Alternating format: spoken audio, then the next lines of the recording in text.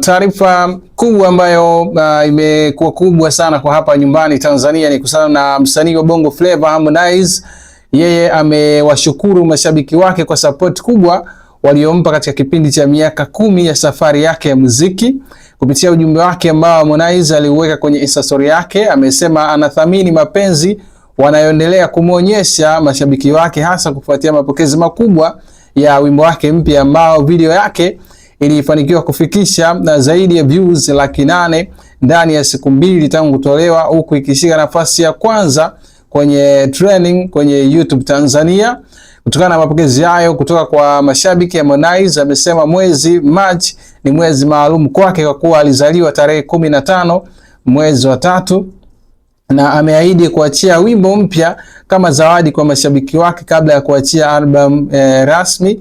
Albamu yake ijayo inayokwenda kwa jina la The Saturn The Album ndio ambayo inasubiriwa kwa mkubwa sana na mashabiki wake tangu alipoahidi mwaka jana, na aliahidi ya kwamba kwenye hii albamu yake hakutokuwa na wimbo wote ambao umetoka, yani kwa mfano kama wimbo wake sasa hivi unaitwa Leo, kwa maana hautokuwepo, yani nyimbo zote ambazo zinapatikana kwenye hiyo album basi zitakuwa mpya, kwa mujibu wa Harmonize ambaye aliahidi mwaka mmoja uliopita, kwa maana ya mwaka 2025 aliahidi kwamba ataenda ku-release hiyo albamu yake, na watu wengi wakawa nasubiri kuona kwa mkubwa jinsi ambavyo itakuwa. Sasa katika vile ambavyo amevizungumza pia yapo mengi, lakini hili ndio ambalo limewagusa watu wengi sana kwa hiki ambacho Harmonize alikizungumza, kwa maana ya star huyo wa Bongo Flava Harmonize alisema amefikia makubaliano ya kumaliza mgogoro uliokuwa kati yake na aliyekuwa mke wake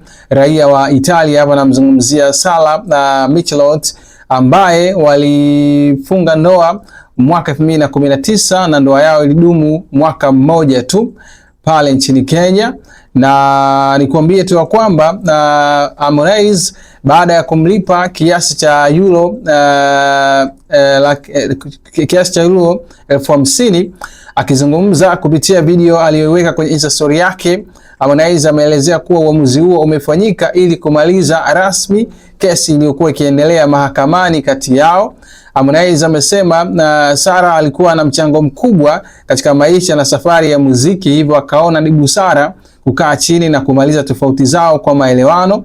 Aidha, Harmonize alieleza kuwa katika maamuzi hayo alimshirikisha pia mpenzi wake wa sasa, namzungumzia Frida Kajala Masanja, na Harmonize amethibitisha kumaliza kesi na Sara na amemlipa milioni 154. Sikiliza mwenyewe Harmonize hapa wakati anazungumza.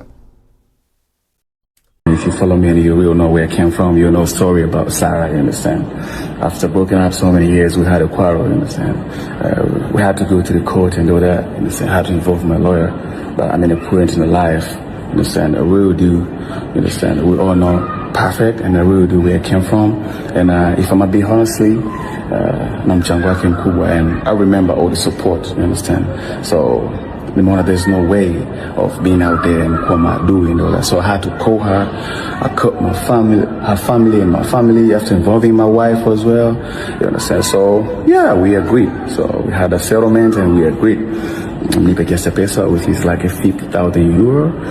Sijui ni kama kiasi gani kwa pesa za Tanzania, but I'm glad and I'm super excited kuambia I have paid her and she's happy and her mom is happy. At the end of the day, money is not everything. I'm taking this video because I'm a public figure, kwa sababu kwa namna yote ilikuwa inafanya nionekane mtu mbaya.